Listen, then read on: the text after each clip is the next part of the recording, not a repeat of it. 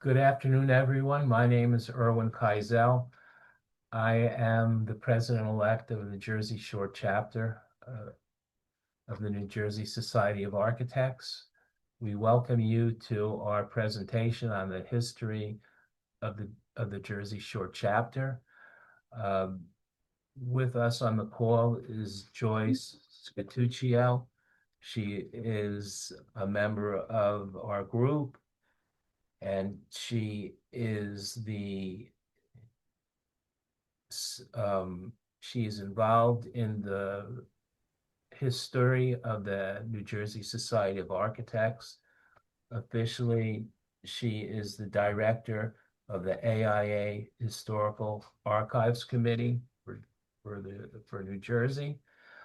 Also with us is our presenter, Jason Vico. He is current president of the Jersey Shore chapter. He has been a member of the Jersey Shore since 2009. He is the principal in Fet Vico Architects, AIA. Their office is located in Hamilton, New Jersey.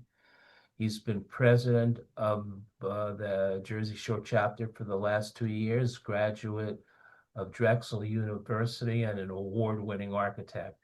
So on that note, I turn the presentation over to Jason, who will share our history. Erwin, thank you very much. Thank you, everybody, for joining us. Just a quick question. I can't see that I'm sharing the screen, but are the slides up there still? Yes. Yes? Okay, good. Okay, so let's get started. So here's the first slide.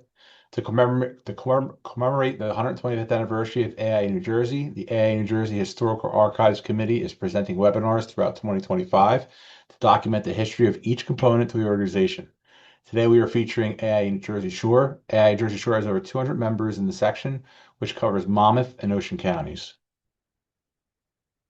A group of architects met in Red Bank on Thursday, September 6th, 1934, and formed the Monmouth County Society of Architects, known today as the AIA Jersey Shore. Ernst A. Arend was selected as president of the group. According to the article in the Daily Register, the purpose of the organization is to protect the interests of the profession and to bring about more general appreciation of fine architecture. In pursuit of this goal, the organization initiated the drive the following month. So you have to go back a slide. You're on the second slide. Got it. There you go. By its third month of existence, the Monmouth County Society initiated a movement to establish a state building code which would comply with the National Board of Fire Underwriters. At this time, a historical building survey was conducted in the county to document the details of early local architecture. In 1935, saw the continuation of Ernst Arend as Asbury Park and president of the Monmouth County Society. Aaron was the architect for the Red Bank Senior High School and was designer of many of the large homes in Rumson, including the Horace Harding Mansion. He was also the architect of Long Branch High School, Asbury Park High School, and had been the consulting architect for the city of Asbury Park. At this time, the society began discussions regarding affiliation with other architectural societies within the state. In 1938, the Monmouth County Society of Architects took action to make municipal officials aware of the state statutes that required construction drawings to be prepared by licensed professionals and that better enforcement of the law was necessary. Society meetings in 1939 included a presentation by Neil J. Convery of the Newark Housing Authority, who spoke on the importance of clean surroundings for housing, the importance of importance of publicity for the various architectural societies. At that meeting, a motion requesting the Jersey State Society to hold their 1940 convention in Asbury Park was adopted. In 1939, also brought the discussion of benefits of establishing a trade school in Monmouth County. With the advent of World War II, architects discussed their potential role in civil defense. In 1942, Alfred Beatleston of the New Jersey Defense Council suggested municipalities shall call on architects to survey for vulnerable points and work out plans for their elimination. Sandbagging and deceptive lighting methods were some of the measures discussed to protect the area. After World War II concluded, the focus of the society returned to the defensive architectural profession. In 1948, the society recorded its disapproval of pending legislation that would have allowed all types of engineers to file building plans. While they did not object to qualified engineers being authorized to file plans, they did not think persons trained as heating or ventilating engineers were in a position to draw up plans for any part of construction beyond their own field. In 1949, the Monmouth County Society of Architects announced its intention to form a public information center to serve as its permanent headquarters. It has also announced its intention to hire a full-time executive. It is not known if these plans ever came to fruition. The Monmouth County Society of Architects in 1950 continued to press for enforcement laws requiring building plans to be sealed by registered architects. Member Robert Rick reported several building inspectors are not properly enforcing the law that requires the seal of registered architects on the building plans. With the post-war building boom in full force, the society pursued discussion of civil planning. In 1951, Professor Edward Wilkins, regional planning instructor at Rutgers University, addressed the Monmouth County Society of Architects to advocate the organized planning would save money and solve many future problems for municipalities. The onslaught of post-war building construction also brought discussion of the need for 3 county development council to chart progress in Monmouth, Ocean, and Burlington counties. In 1953, Jack Lamping, Ocean County Publicity Director, addressed the society on this topic. For several years, the Berkeley Carteret Hotel in Asbury Park served as the meeting location for the Monmouth County Society of Architects. It also served as the convention location for the New Jersey Society of Architects, which served as a high-profile event for the society. This photo from 1957 depicts the hijinks that ensued at the Berkeley Carteret pool. In 1961, the Monmouth County Society announced that it was opposed in principle to the design control ordinance proposed in Middletown. The intent of the legislation was to prevent the row upon a row of houses look-alike houses typical of post-war housing developments. President Noboru Kobayashi explained that we recognize that this is a problem and a concern for many municipalities, but that governmental agency is not the proper answer. Based on the society's argument, the Daily Record published an editorial and agreement stating, architects shall have responsibility of deciding if a particular design is good for a particular neighborhood, rather than members of a board who are not equipped with technical knowledge necessary to decide these matters. Beginning in 1963, the Monmouth County Society began a collaboration with the American Society of Tool and Manufacturing Engineers and the Shore Shop Teachers Association to hold a high school drafting competition. The competition was the first of its kind in shore history and was continued throughout the decade and into the 1970s. Here we see articles and photos documenting completion in 1963, 1964, 1966, and 1968. For decades, the North Jersey chapter of AIA and the New Jersey Society of Architects operated alongside each other as 2 separate organizations. In 1964 brought renewed discussion of unifying the society with AIA, and in 1965, the merger took place. Finally, the distinct chapters within the state society were officially affiliated with the AIA.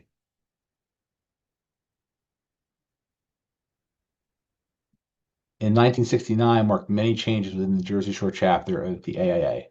In that year, mergers between sections began. The 9 sections in the state became 6, and Capital merged with Central Newark merged with Suburban, and Hudson merged with the Architects League. While no mergers affected the Monmouth County Society of Architects, in 1969 it became known as the Jersey Shore chapter. Became known as the Shore chapter of the Jersey Society of Architects. That year, the Shore chapter began its annual afternoon with arts program to award individuals or groups involved in worthwhile community endeavors that contribute to the furtherance of fine art. throughout Monmouth and Ocean counties. Featured here are newspaper articles of the first and third years.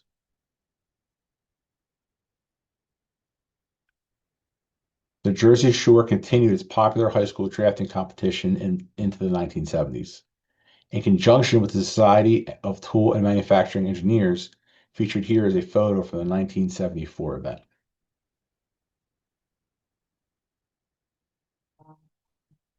In 1975, AIA National expressed interest in the Jersey Shore when it selected Long Branch for a program to study and develop a comprehensive plan for future growth. The Shore chapter assembled the necessary materials for the study team to perform their work and funded a portion of the project, which was the first of its kind in the Northeast.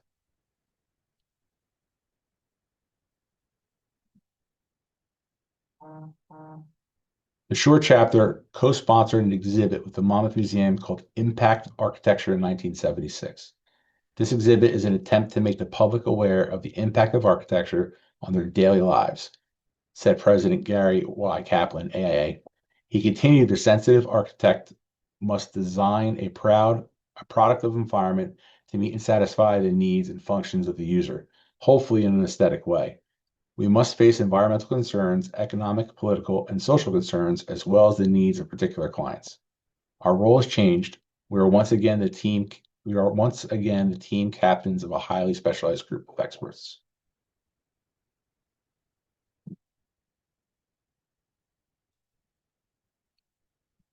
Public awareness efforts continued into the 1980s. In 1985, a Shore chapter of the New Jersey Society of Architects began publishing a monthly column in the home section of the Asbury Park Press. The territories were not always along county lines. In addition to the Monmouth and Ocean counties, this 1986 AIA map shows portions of Mercer and Middlesex counties, along with the Shore chapter territory. This didn't change until the mid-1990s.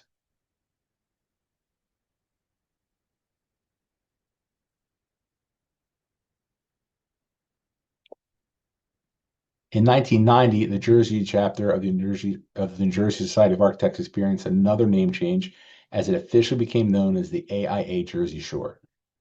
In 1992, AIA Jersey Shore President Lawrence F. Slauson, in a letter to the editor, supported Red Bank's efforts to include architects in its master plan review process. We as architects have become increasingly concerned at the lack of input sought from those most qualified to offer it. Genuine master planning, and with an emphasis on overall quality of life, requires the input to those whose careers practice focus on such issues.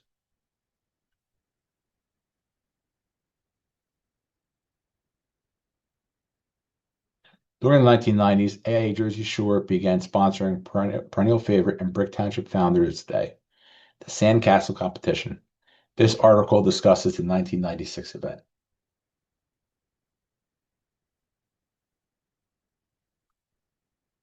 In 1997, Barlow and Associates of Brick Township received honors as the first AIA New Jersey Firm of the Year and also as the AIA Jersey Shore Firm of the Year. Paul Barlow served as Shore's president in 1994. In 1999, saw the presentation of AIA Jersey Shore's Distinguished Leadership Award to Eric Wagner of Wall Township. Later that year, the section hosted a trade seminar at the Breakers Hotel in Spring Lake.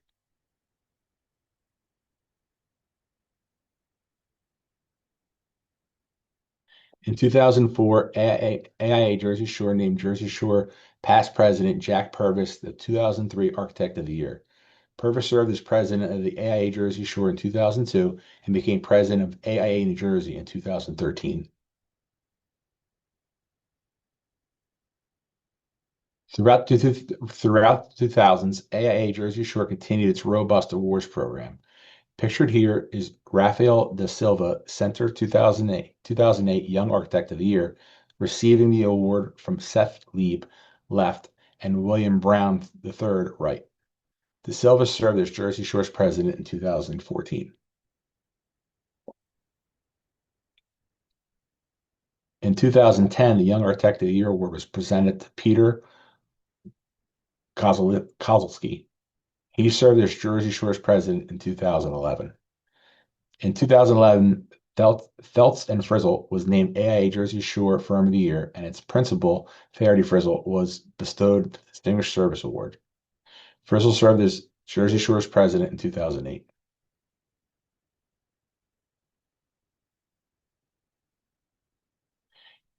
AIA Jersey Shore held its 2011 and 2012 annual Service Awards event at the Robert Maynard Reception Center at PNC Bank Arts Center in Homedale, which featured a Brookdale Community College student exhibit.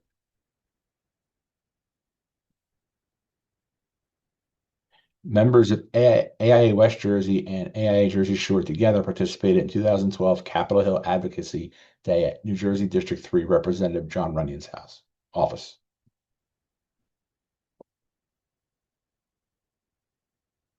In 2012 was the fourth year of AIA Jersey Shore's golf outing event. As in other sections, such events have evolved into different formats, such as 2023's mini golf outing. Pictured left is Malcolm Burton's Shore's president in 2012. KSI Engineering Right was the whole sponsor.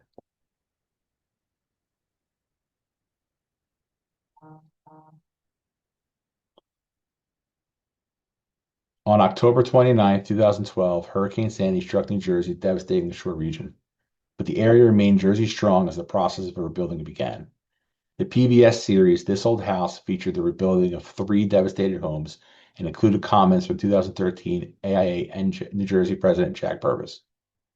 He had been president of Shore in 2002. By 2019, the Jersey Shore featured an abundance of new construction. After the storm, AIA New Jersey members appeared at the State House in support of Good Samaritan legislation brought forth in the wake of Hurricane Sandy. Governor Christie signed the bill into law in September of 2014. Good Samaritan legislation offers liability protection to licensed architects who volunteer their expertise to help rebuild communities after disasters. Specifically, it shields architects from civil liability for actions taken while volunteering their time and services in post-disaster reconstruction efforts.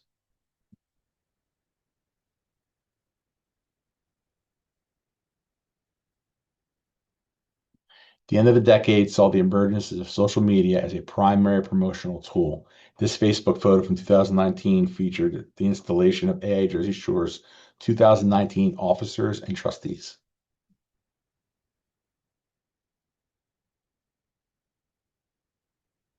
On April 25th, 2023, AIA Jersey Shore hosted a tour at Bell Works in Homedale designed by Eero Saarinen, FAA, for Bell Labs in 1962 and renovated into Bell Works Metroburg by Alexander Gorlin. Bell Works is arguably one of the most famous buildings in the territory.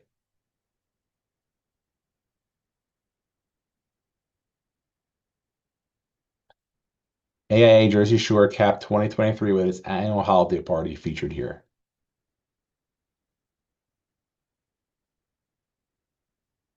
"2024 once again marked the elevation of Jersey Shore's past presidents to leadership of AIA New Jersey when Brian Penshaw was elected AIA New Jersey president.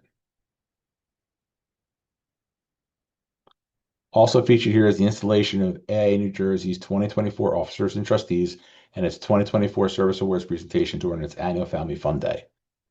Currently, AIA Jersey Shore hosts a variety of events and programs for its membership. Please visit us on Facebook for the latest information.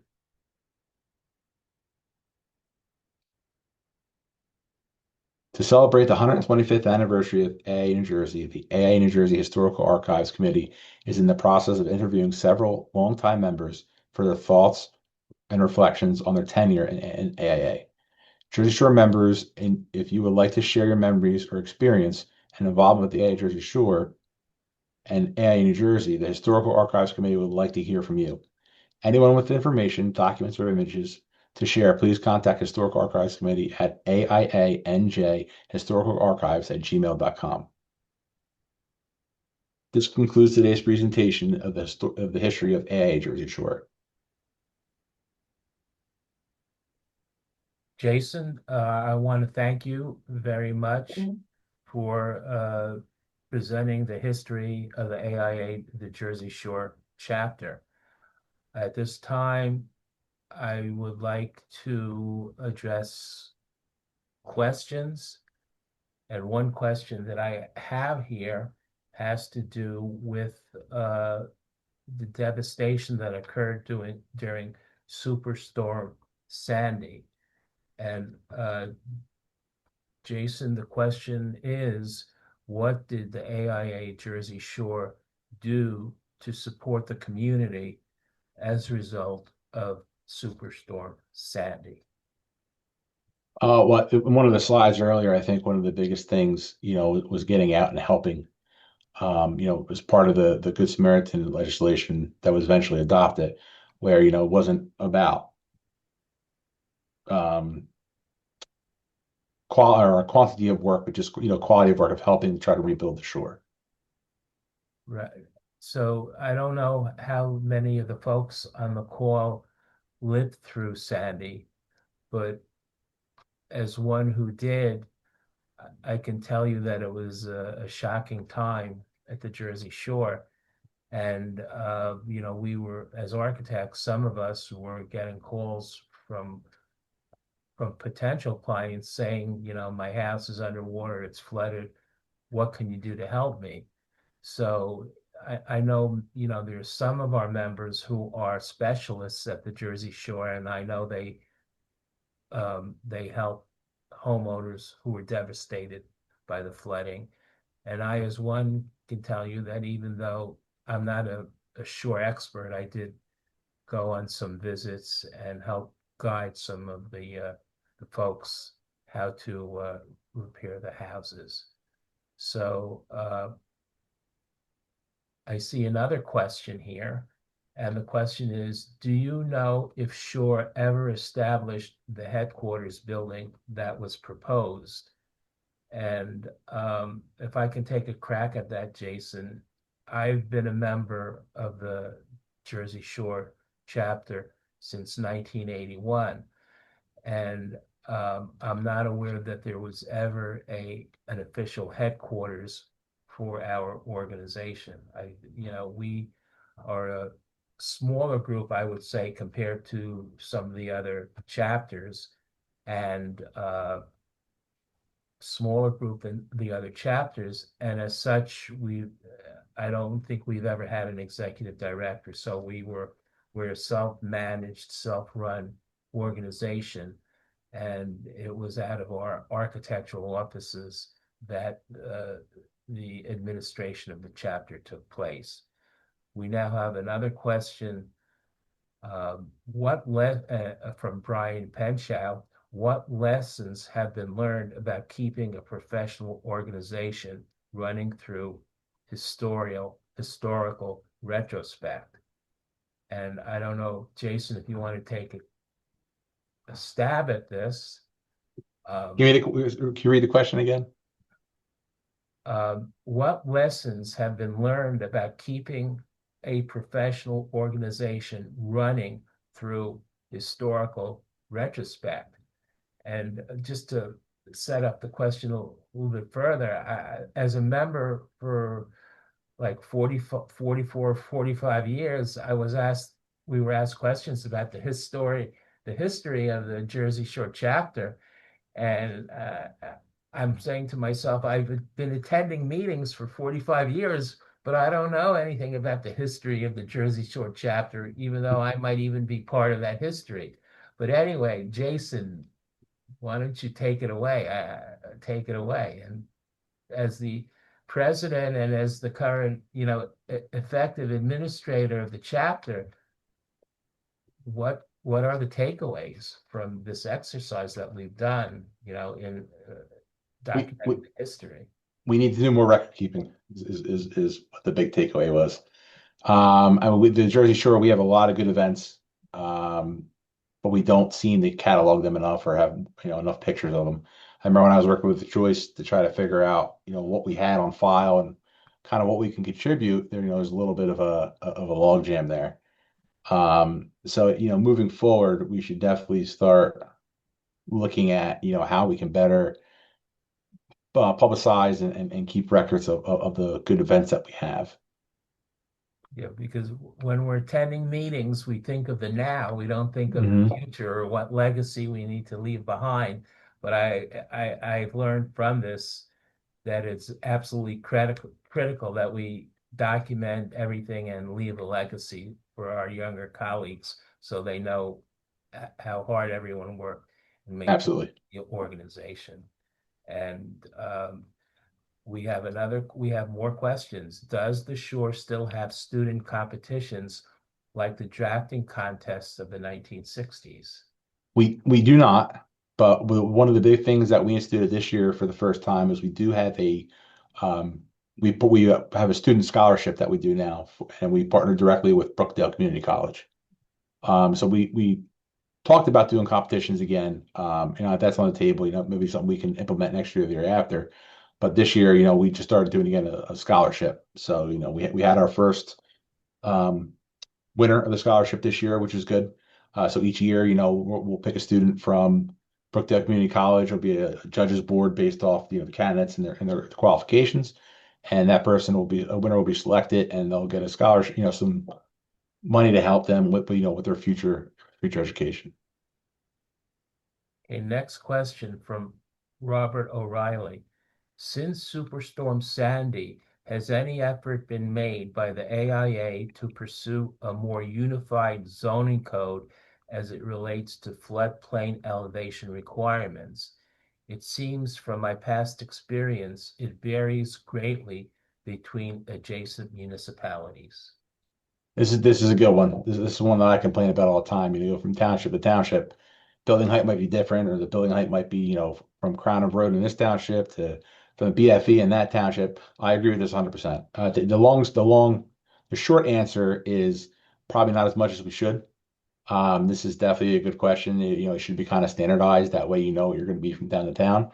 And then there's other stuff that we're getting ready to come back here with the state. So there's some stuff coming down the pike here that we're trying to push back on from the state that's going to impact, these zoning codes drastically. So I would add that within the last 6 months, the chapter has had a presentation by a group who's monitoring, legislation associated with floodplain management, amongst other things. And a lot of it we don't agree with. It's too elaborate to discuss on this call, but Mhm. I would say that we're keeping a close eye on the legislation. And once we know where it's going, and we will contact our officials and let other folks, to the extent possible, let you know who to contact and give you the points and what to say to our legislators about the proposed laws. Paul Bryant, another question. Does Shore ever do joint events with other sections? That's a good question. We absolutely do. We actually have one coming up on Thursday with South. We usually do joint sessions once a year with South, and usually in the month of September. And it's always a good time. I would encourage other chapters to join up with some of the other AA Jersey chapters and have joint events. Okay, thank you, Jason. I do not see any other questions, but before we go, I wanted to thank Joyce Catuccio for all her hard work on documenting the short chapters history, as she's done with the other chapters of the organization, um, and for everyone who's participating and helping the AIA New Jersey celebrate our 125th anniversary. So thank you very much, everyone. And we appreciate your participation in this event. Thanks, Rowan. Thanks, Joyce.